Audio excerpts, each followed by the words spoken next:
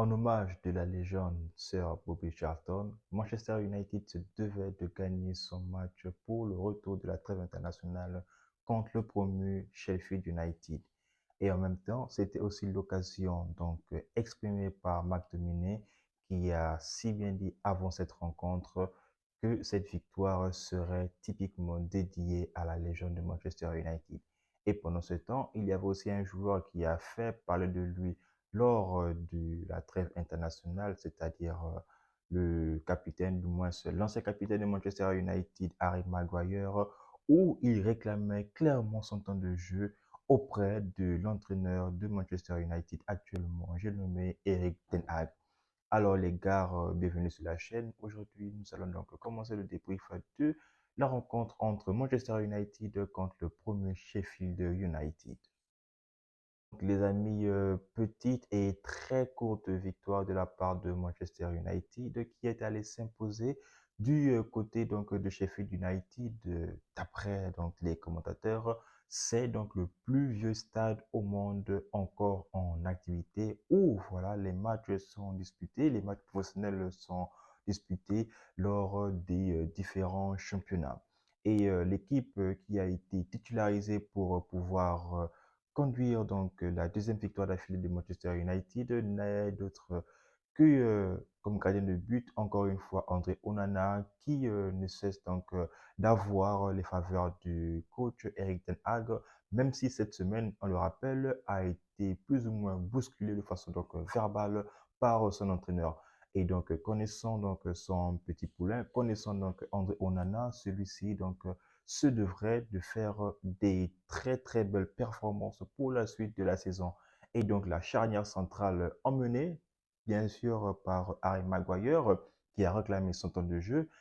Malgré l'hécatombe de Manchester United en défense, Maguire et Johnny Evans composent la charnière centrale de Manchester United.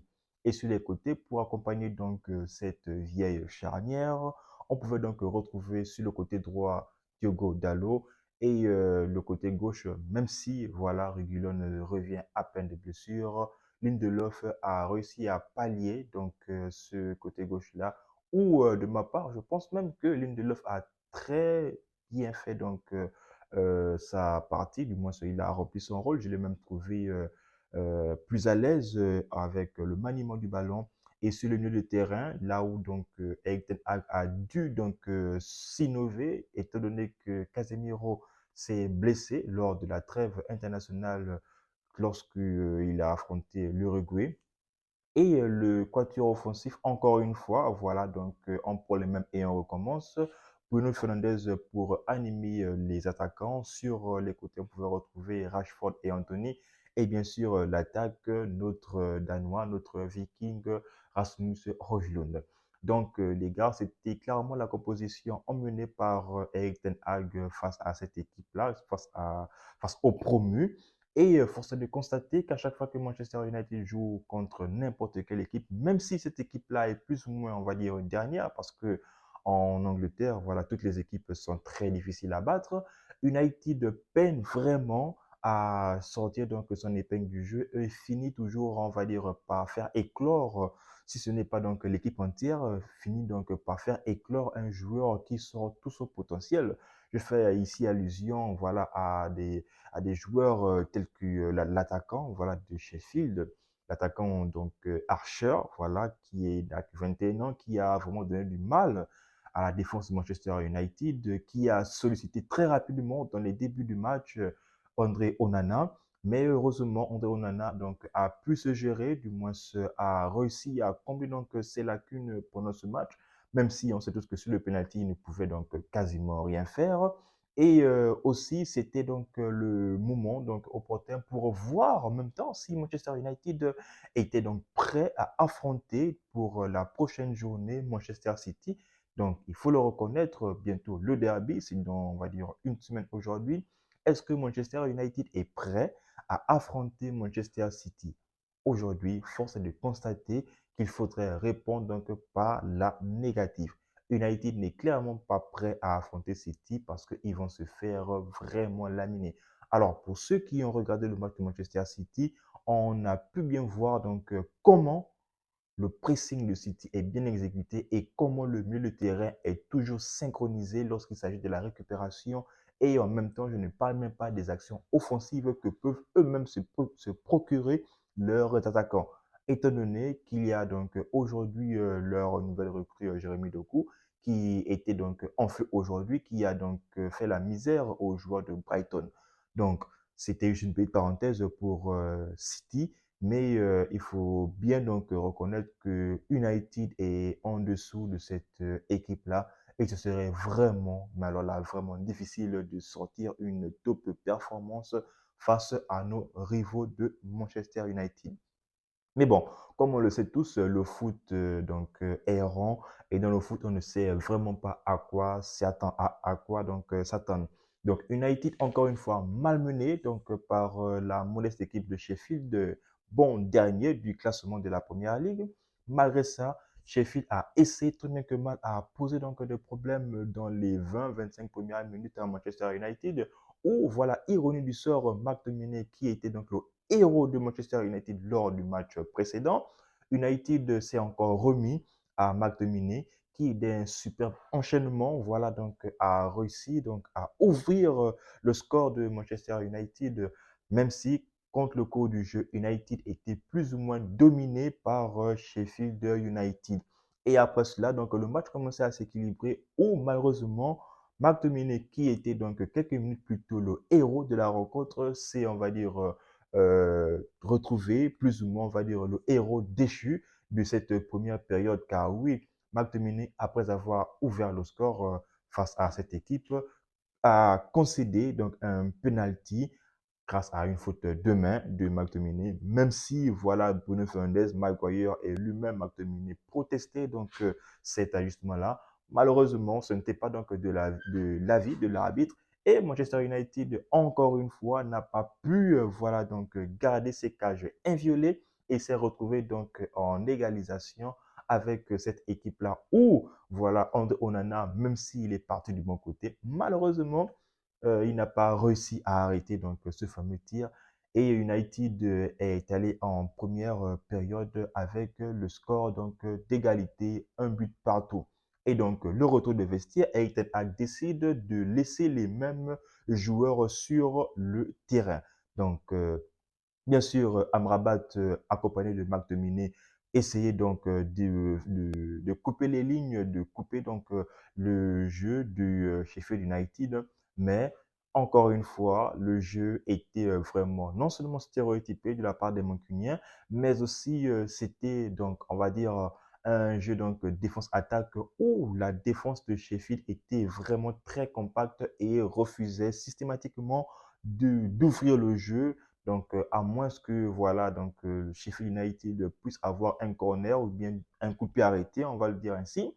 Mais United a réussi, tant bien que mal, à trouver le chemin de filet grâce à son défenseur, à son latéral droit, donc Diogo Dalot, sur une belle passe, comme je l'ai dit, en amont de Victor Lindelof, qui pour moi a fait une très belle donc, partie sur son côté gauche, même si on le sait très bien qu'il n'est pas à l'aise sur son poste et que ce n'est clairement pas son poste de prédilection. Donc, un bon jeu donc, en retrait effectué par Garnacho qui était fraîchement rentré en remplaçant donc bien évidemment voilà son joueur, donc Anthony, qui n'a pas fait donc un match spectaculaire. Donc il faut le reconnaître, Anthony a encore fait un match à la Anthony, sa spéciale, a essayé encore d'apporter sa petite vivacité. Malheureusement, de ma part, Anthony toujours aussi limite. S'il faille donc qu'on lui donne une note, je lui donnerai une note donc, de 5. Donc il n'a pas fait un grand match. Rashford aussi qui n'a pas fait un grand match. Et tout cela donc sont sortis. Rasmus Højlund qui lui donc lors de la première rencontre, la première mi-temps, lui a donc a montré vraiment donc tout le potentiel qu'il a sur sa conservation de balle. Malheureusement, c'est la finition qui pêche pour ce magnifique joueur. Mais qu'à ça ne tienne, ce n'est donc que le début. On espère vraiment, j'espère vivement que ce joueur-là trouvera d'ici peu le chemin de filet en première ligue, car oui, on le sait tous, c'est notre meilleur buteur en Champions League en deux participations avec United. Celui-ci se retrouve avec trois buts. Donc, la Première Ligue, c'est pas pour rien qu'elle est réputée comme le championnat le plus difficile au monde. C'est voilà, peut-être la raison qui explique que Højlund ne réussit toujours pas à débloquer son compteur au niveau de la Première Ligue. Donc, McTominay, Anthony et même Højlund, tous les trois sont sortis pour être remplacés poste pour poste. Donc, Eriksen, Garnacho et Anthony Martial qui n'ont pas vraiment voilà, donc, apporté quelque chose, je veux dire, sur le fil de cette rencontre. Mais comme je l'ai dit, donc, Victor Lindelof avec un bon 1-2 effectué avec Garnacho, tout fraîchement rentré, a donc pu glisser un parfait ballon, donc bien orienté par Diego Dallo, qui n'a fait que placer le ballon donc en pleine lucarne où, il faut le reconnaître, il n'était clairement pas attaqué, tout simplement parce que la défense de Sheffield United était carrément regroupée à leur but. Et c'est la raison pour laquelle United a pu et a réussi, voilà, donc à mettre ce second but-là, même si, donc, vers la fin du match, United a eu vraiment du mal à s'en sortir face aux assauts donc assez répétitifs de Sheffield United. Et voilà, on a réussi à tenir. C'était une victoire, on va dire, poussive. Et c'est aussi, donc, comme je l'ai dit, une victoire qui laisse vraiment à désirer.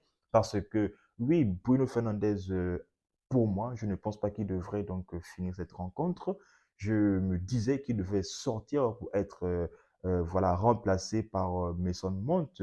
Comme on le sait tous, Bruno Fernandes et Mason Mount sont des joueurs qui ont pratiquement, voilà, qui jouent le même poste et qui sont donc qui sont voilà, pratiquement des joueurs créateurs. Et Bruno Fernandes, on a bien senti qu'il était certainement donc très épuisé dû à l'accumulation des matchs qu'il ne fait donc qu'engranger donc depuis l'année civile 2023 et son influence n'a pas été, on va dire, voilà, donc positive lors de cette rencontre. Donc, Mount a remplacé Rashford qui lui aussi a été plus ou moins invisible sur son côté gauche. On le sent vraiment que Rashford n'est clairement pas en réussite, mais j'espère vraiment que notre meilleur buteur de la saison dernière va faire le maximum pour pouvoir se remettre à son niveau d'antan, du moins à son niveau d'il y a à peine 3 4 mois et pour voilà, pour redresser la pente de Manchester United. Car oui, United se retrouve aujourd'hui avec 15 points en 9 journées. Donc 15 sur 27, ce n'est peut-être pas donc le nombre de points donc requis que Erik Ten Hag s'imaginait avoir lors de la fin de la pré-saison, mais ce sont donc les conséquences de notre début cataclysmique du Manchester United. Mais bon, advienne que pourra. Manchester United se redresse. Comme je l'ai dit, j'espère vivement que United fera jeu égal avec Manchester City. Et aussi, j'espère que United gagnera du moins sa double confrontation avec Copenhague en Ligue des Champions. Car oui, si United ne gagne pas donc cette rencontre-là, United ne pourra donc pas se qualifier pour la prochaine Ligue des Champions ou du moins c'est pour le prochain tour de la Ligue des Champions car on le sait tous donc sur le haut des classements, Tottenham, Liverpool, City et même Arsenal sont déjà bien loin des places donc de Manchester United car oui ces équipes citées là sont euh, voilà classées donc sur les 4 premiers et United pointe à la 10e place après 9 journées de championnat. Donc les Mancuniens, vous l'avez donc compris, c'était donc mon débrief de Manchester United contre le promu Sheffield et en même temps comme Marc Dominé l'a dit, cette victoire, elle est dédiée donc à notre légende Bobby Charlton, qu'il repose en paix, notre meilleur joueur, notre deuxième meilleur buteur du club. En attendant les gars, on s'abonne, on reste tous connectés. On est ensemble, on est mancunien. Peace.